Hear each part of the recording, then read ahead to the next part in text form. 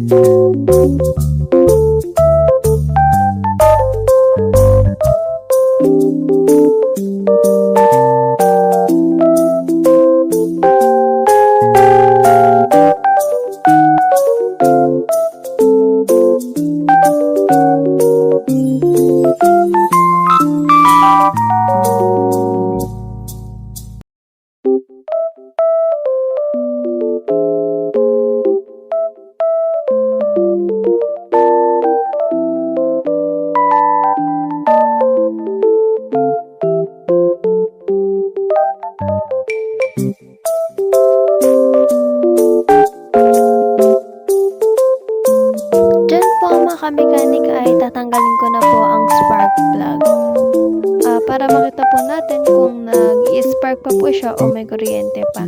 Ayun din po kasi sabi ni tatay na yung spark plug daw po muna tignan.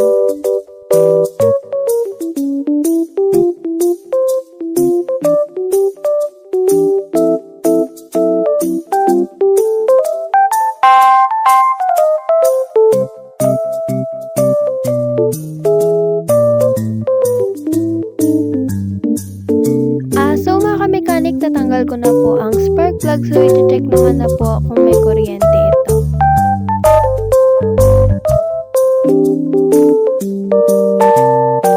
Sorry po kung masyado pong magulo yung video kasi po hindi rin po makalakad kasi si tatay na maayos, kaya po medyo nag-wave or nag-gugulo po yung video. So mga kamekanik, na testing na namin po yung spark plug. Nag-spark naman po siya kaso po yung spark niya is sabog. Medyo pangit po kasi pag ganun. Kaya po papalitan na natin siya.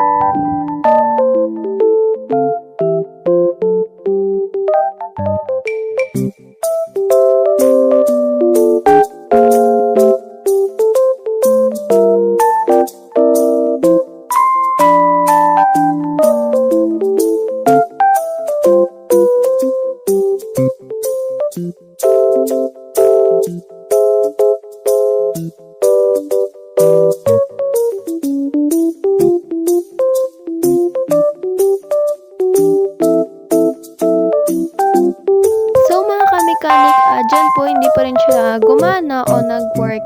Kaya po i-check po namin ni tatay ang carburetor.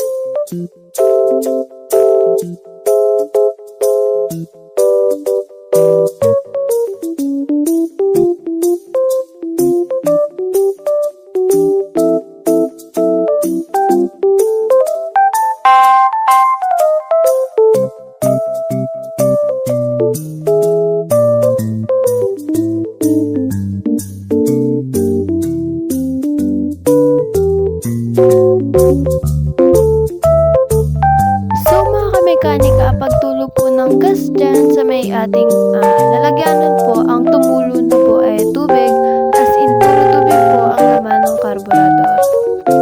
Kaya po baka ito po yung posible niya kaya ayaw po umandar. Kasi as in po puro tubig talaga siya. Ayan po atan nyo. Yung gas na lang na nilalagay ko ang nagsisilbing umaano dyan. Yun na lang po yung nagiging gas. As in puro tubig po talaga.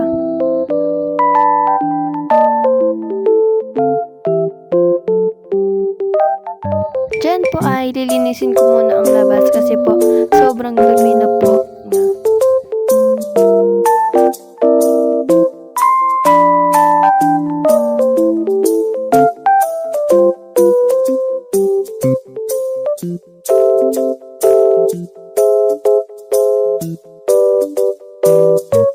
So ayan mga kamekanika, makikita nyo rin naman po sa lalagyanan na as in puro tubig po talaga yung laman ng karburador.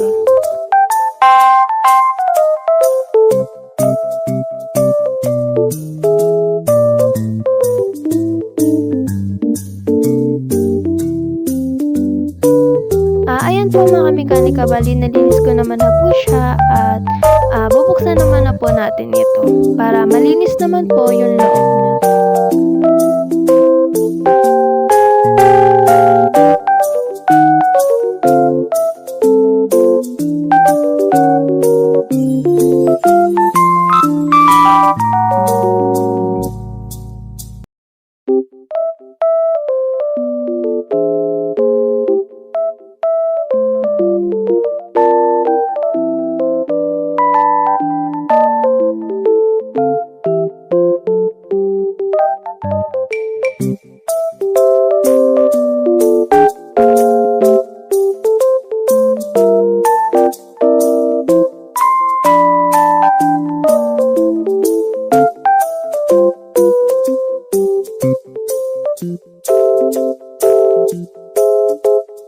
Thank you.